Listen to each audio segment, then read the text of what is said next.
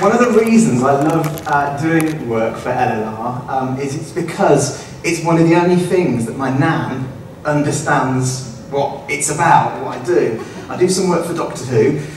She hasn't got a clue, she doesn't really like it. I do social media, whoosh, straight over her head. And I work in schools, and of course, you know, the status of schools nowadays, blah, blah, blah, blah. So when I say leukemia lymphoma research, she's like, oh, yes. Both of them, yes. Calendar girls, of course, of course. Jeff Thomas, she knows Jeff Thomas as well. He's lovely, isn't he? Yes, no, yeah, he's lovely, absolutely lovely. But he's really nice, isn't he? Yeah, enough about Jeff Thomas. So it's really nice to be able to go home and talk to my nan about the work that we do here. My story is probably the least important bit of this. I am a patient. I was diagnosed with CML when I was 32, which was a bit of a kick, to say the least. It's a real strange one. I think you feel bulletproof around about that age. And when you get that diagnosis, and I was asymptomatic as well, it was completely by chance that it was caught.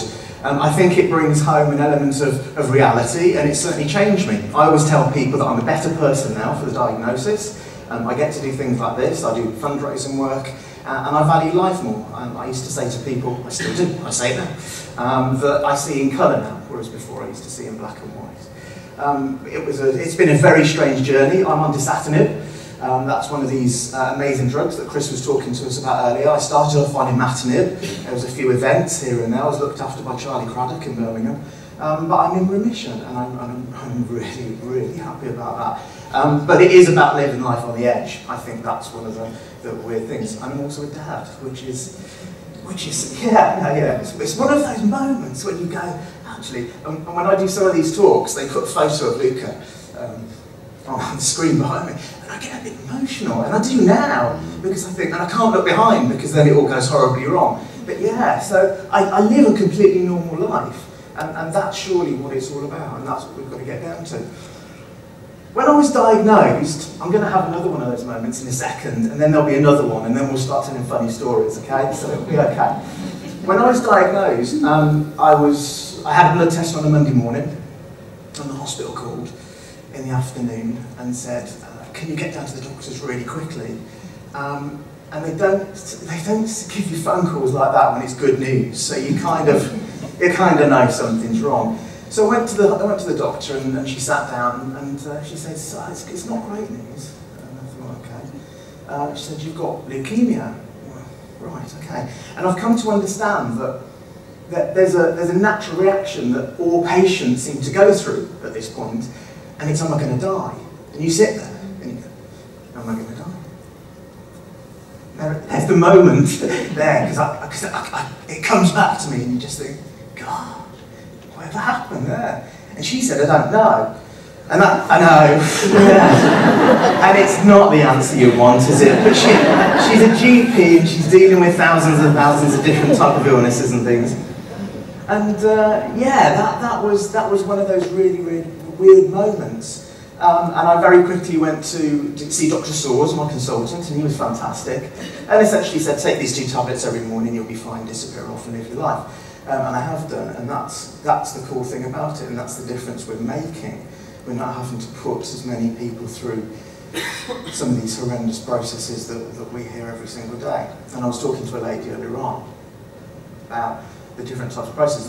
This is the start of it. You know, all of the other cancers are going to follow us. I think that we'll be taking tablets for lung cancer and liver cancer and pancreatic cancer, and it will be, as the gentleman said earlier, we'll pick something off the shelf and just take the tablets for it. And it's a case of living with it, and that's a really cool thing. So I met Ian Botham shortly after diagnosis, and we did one of those, well, I can say I did one of the walks with him. I tried to keep up with him, it was absolutely ridiculous.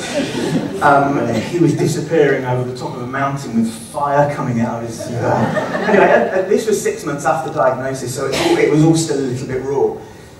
And we went to his caravan afterwards, because I felt I needed to do this thing. And he was in the caravan with his cider and his feet out, sort of lying there. It's what I can only describe as an audience with what I would imagine is God.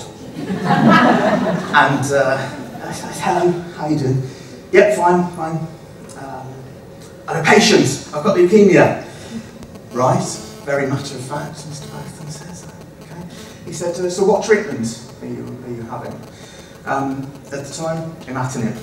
And he sort of looked, you'll be okay.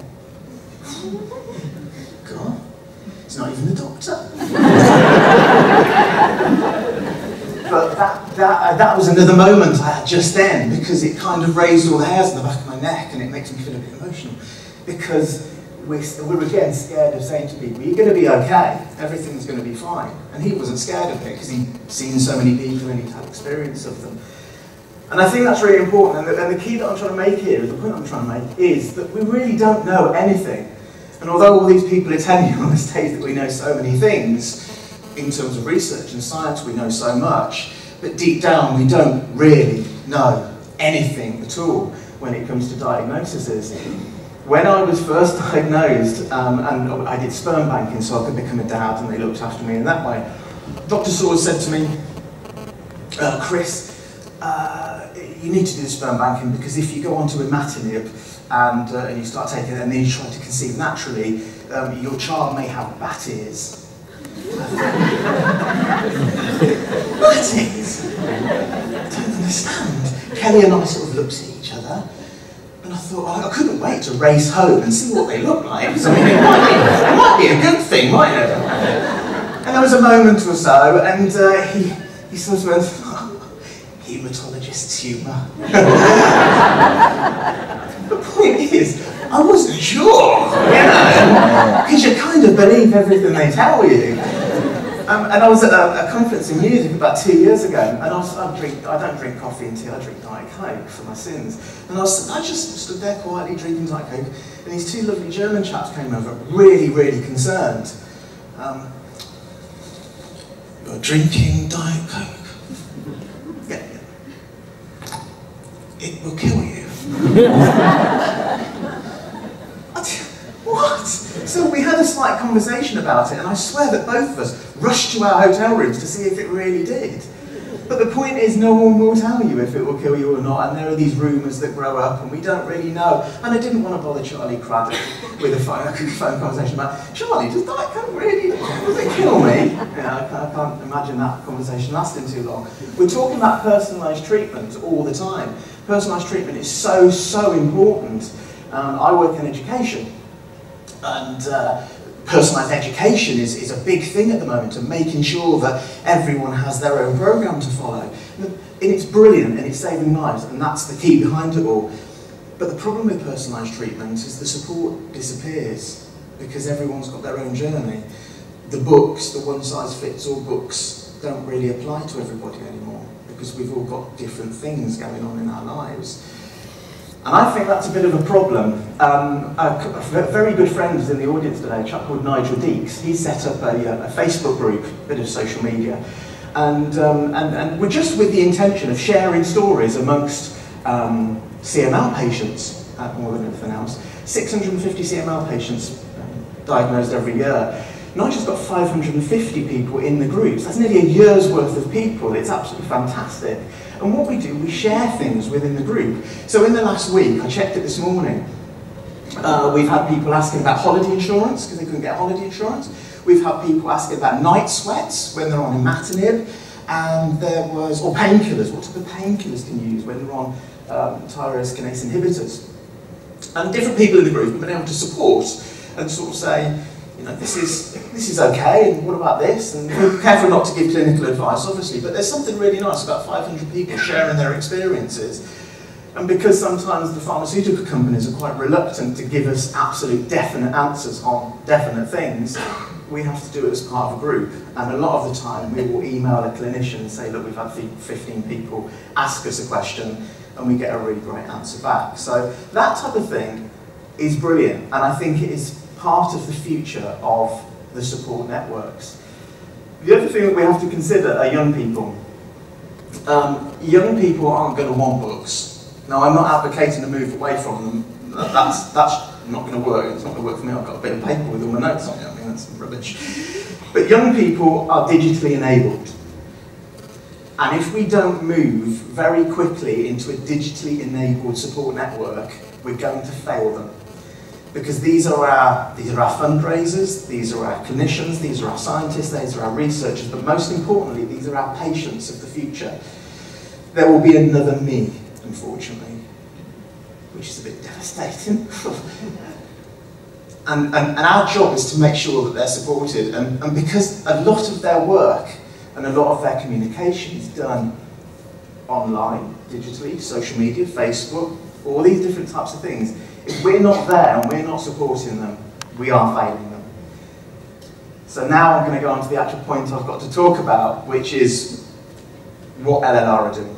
So they've got these patient services, and you can go onto the website and do the drop-down box, and they have got opportunities for everybody to log in and have their own specific moment where they can do blog entries.